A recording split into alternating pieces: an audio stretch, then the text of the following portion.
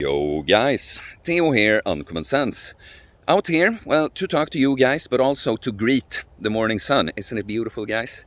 It's very important, guys, with the morning sun to set your circadian clock, tell your body what time of the day it is, so you're actually giving yourself the best opportunity to sleep well tonight. But also, it's a great way to prevent the mood from dropping too low as we're moving closer and closer towards darker times, at least here up in the north, in Sweden.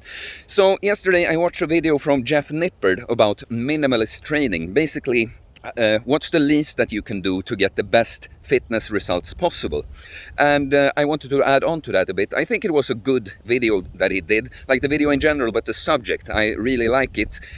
He goes more into the science stuff and the more exact numbers and all that, and that's great. If you want to learn more about that, go watch his video. I'll link it, but Jeff Nippard, it's a huge channel.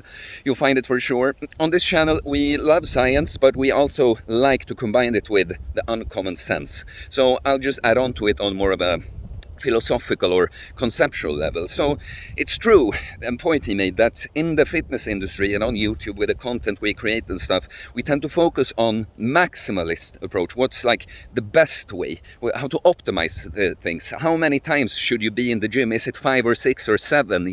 It's really about maxing out. And while that is interesting too, of course, it puts a lot of pressure on people that I have to be in the gym like 6 times per week, like almost 2 hours per day, while I have my job, I have my maybe family to take care of, whatever, and it can kind of overwhelm you and stress you out. So you feel like if you can't do what's optimal, you're like, this is what I have to do 6 times per week, then I won't do anything at all.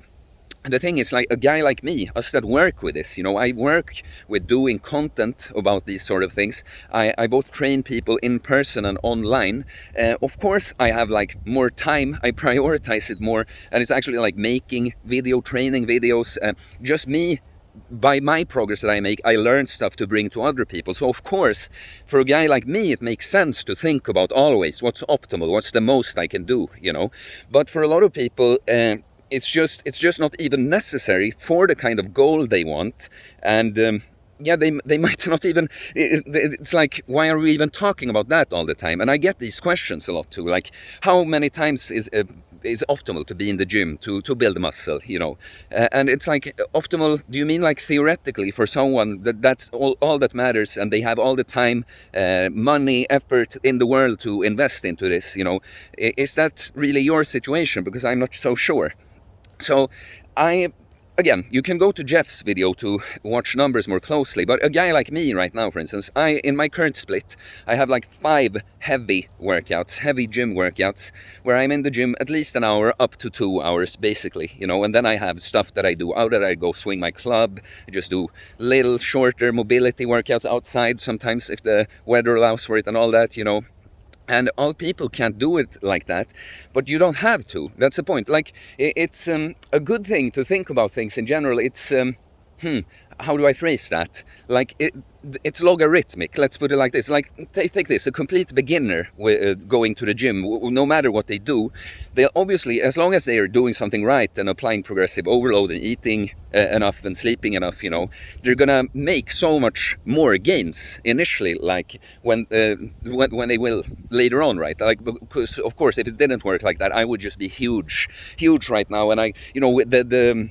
potential to build muscle would just be endless. We could all look like IFBB steroid pros without the steroids, because the progress is just linear, the same. But of course, it looks faster and then sort of evens out. Maybe there isn't a complete upper limit, but you see, it's going to go slower and slower and slower. It's kind of the same when you think about the amount of work you do, Take someone who doesn't hit the gym at all. Of course, the difference if they hit 1 full body workout per week it's literally infinite in what the results they can achieve. They can't build anything. They're not doing anything. So now, just by doing 1 workout per week, they're making infinitely more progress, right?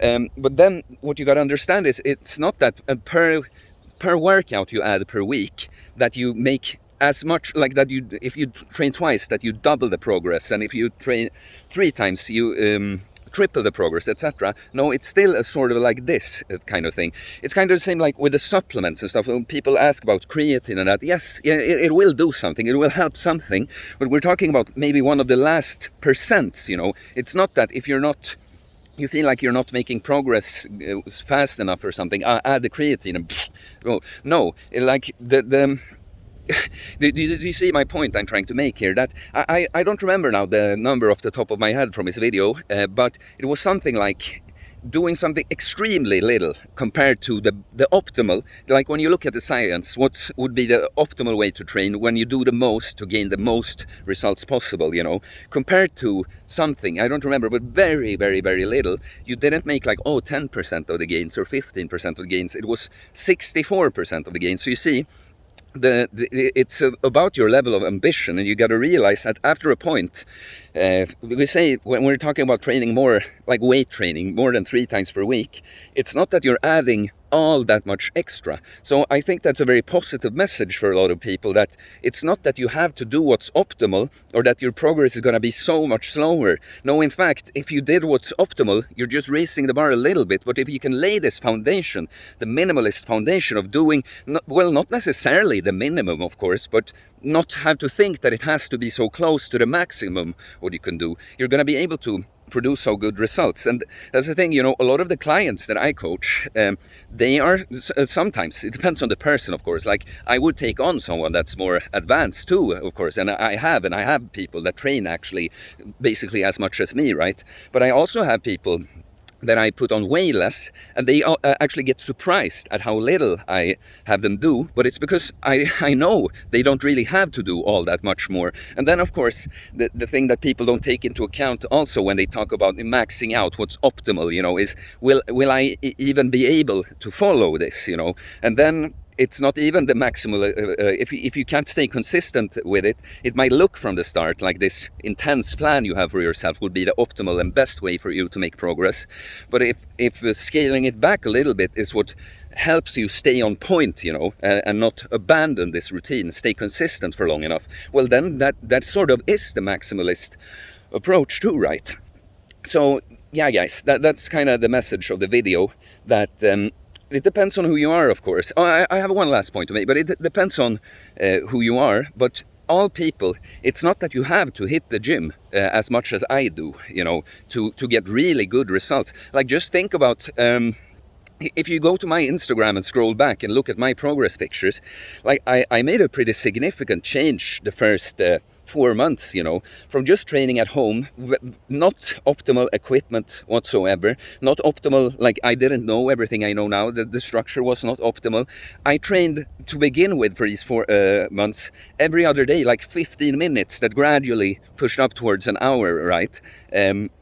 It's nowhere near the max I could have done, right? But I still did, you know, I lost weight, I built some muscle, you could see my abs, I had some shoulders, I had some arms, you know. So you see how, yeah, it's not that you have to max out to make good progress at all. The last point I'll make here, sorry, I just saw some kids approaching and I predicted that they would be screaming, and they were. But the last point I want to make here is also that you don't always have to have the maximalist approach. If you have time, you know, you want to, like I want to up the game, maybe you want to train your discipline, you know, and stuff like this, to like even train more often, just to become more like a beast, someone who does this on a daily, just does this on the daily, but also maybe you want to, like, but I want to maximize for a while.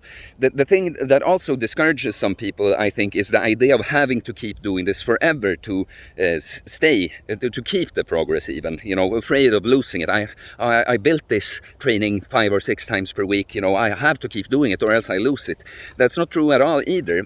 Another truth here is that it's much more difficult to make progress, to become better than you currently are, than just staying there when you're there. And I've had to do it now. There will come times, especially in the future, if I have a family and kids and stuff, where I definitely will have to prioritize work and just taking care of the family, right, over just being in the gym and optimizing it. But I'm not afraid at all that I lose my progress, because I've had to do this a little bit here and there, you know. And it's astounding how much less you can do just to maintain. Like I've concluded that for my progress right now, my level, well, you can go watch my Instagram and other places if you really want to see, you know. But I've concluded that if I did like 2 full body workouts, per week. I could definitely, I mean, if I focus on something that's true weakness, I could even make progress on that specifically. But we were talking about the things that I do and aren't necessarily weaknesses. 2 full body workouts, and I'd definitely be able to hold on to my physique and my strength. So that's the thing too, guys. You could max out at times and see it as an investment, and then just know that you're not going to have to do this forever.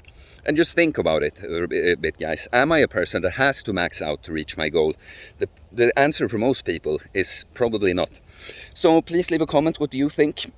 Yeah, please comment. I can't come up with examples of what to comment. Please just comment, because comments and likes help support the channel, helps more people see it. So I'm asking you to do that, please, guys. And please subscribe for more content about fitness, fasting, losing weight, building muscle, self-improvement, stoicism, philosophy, mental health, relationships, something else. Okay, guys, I will see you later. Peace.